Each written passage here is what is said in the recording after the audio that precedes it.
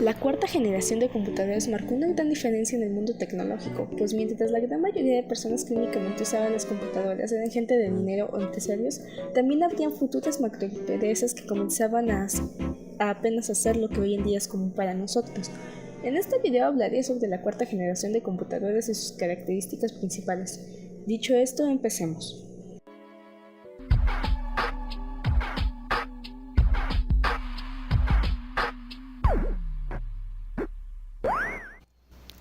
Primero una pequeña reflexión. ¿Qué pasaría si no tuvieras tu computadora, televisión, tu teléfono o consola de videojuegos?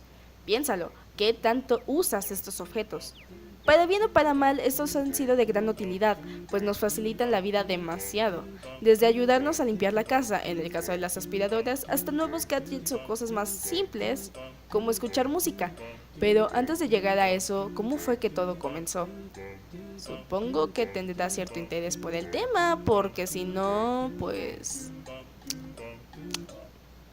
no entiendo por qué escucharías esto a menos de que sea un trabajo para una materia. Inició en la primera generación en los años 50, con un costo muy elevado, y para qué engañarnos eran demasiado grandes. De ahí pasó a la segunda generación, en la cual se usaban las computadoras más que nada como instrumentos de cálculo, pero seguían siendo igual de caras y estorbosas. Lo mismo sucedió con la tercera. Y no fue sino hasta la cuarta generación que todo mejoró. ¿Por qué? Pues fue gracias a estas últimas que les llamamos personal computer, computadora personal o PC para los cuates. Y que sí, entraron al mercado en 1977 a 1981, antes de pasar a la quinta generación, pero aún así se seguían usando para negocios como las de generaciones anteriores, aunque al contrario de las más pesadas comenzaba a ser un poco más fácil tenerlas en casa, porque ya eran pequeñas, grandes y medianas, e innovaron con los microchips en esta época, además de que su costo era menor. Paremos un poco. ¿Cómo fue que pasaron de ser grandes computadoras a ser de uso personal? ¿Ok? ¿Ya lo pensaron? Bien. IBM y Bill Gates. Todos sabemos que IBM es una de las empresas más grandes en este vasto mundo de la tecnología. Y Bill Gates, pues, el dinero lo puede todo, ¿no? Dicen. Entonces, contaré una historia que tiene que ver con ellos. Las computadoras de aquella época, las IBM, solamente cargaban un tipo de archivos o de programas, que eran los que IBM hacía para ese tipo específico de computadoras. Entonces, nada más, ese lote de computadores los podía cargar y tenías que reescribir todo el programa en otra computadora para que se pudiera leer. Entonces, bajo esta problemática, Bill Gates dijo, ¿por qué no?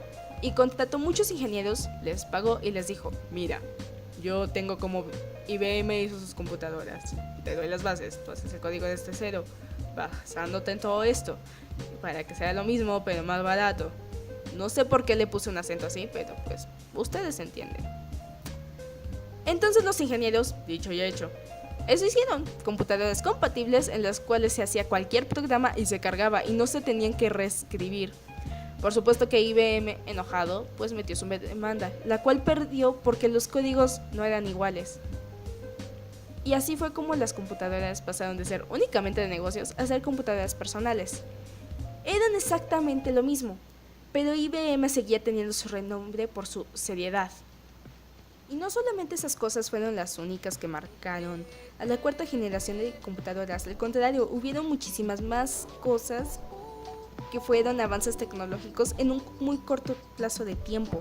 En 1977 aparecen las primeras microcomputadoras, entre las cuales las más famosas fueron fabricadas por Apple Computer, Radio Shack y Commodore Business Machine, conocidas por los videojuegos, que en esos momentos se programaban, hacían, en un disquete llamado floppy, con el paso de los años hasta que se comenzó la producción de CDs. Rondando esos años, IBM se integró al mercado de las microcomputadoras con su personal computer, donde se les había dado el sinónimo de PC.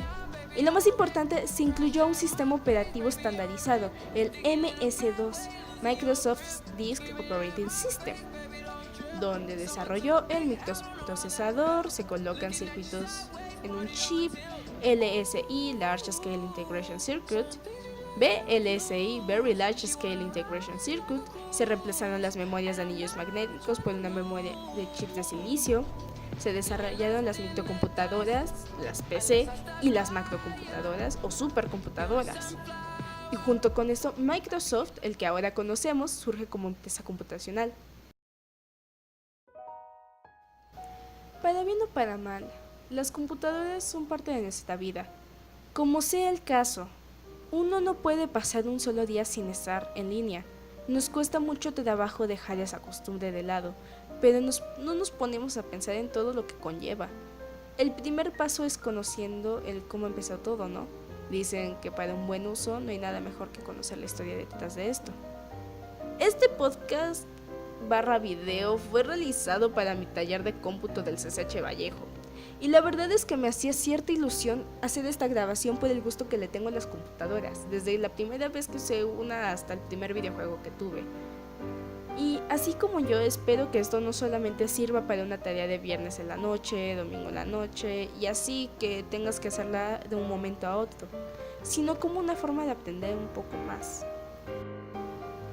Las fuentes usadas son el Manual de Introducción de PCs y MC2, Legit.ng History of Computer Generations, Southcode.com, History of Computer Peripherals, y esto fue todo por mi parte. Yo soy Rebeca, hasta la próxima.